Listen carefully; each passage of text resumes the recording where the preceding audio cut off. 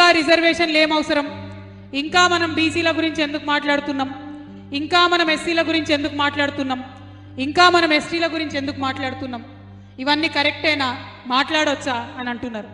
నేను ఒక పేరు చెప్తా మీకు, టికారాం జుల్లి, రాజస్థాన్లో ఉన్నటువంటి Congress party leader of opposition ఈయన అసెంబ్లీలో.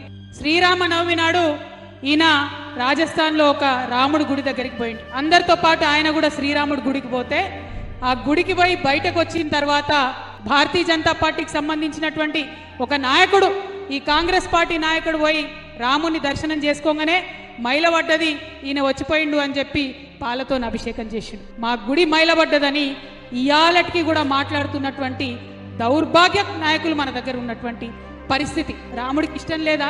ఆ శబరిమాత ఎంగిలి కాగా తినలేదా రాముడు? ఏ కులం శబరిది అడిగినరా ఎవరన్నా?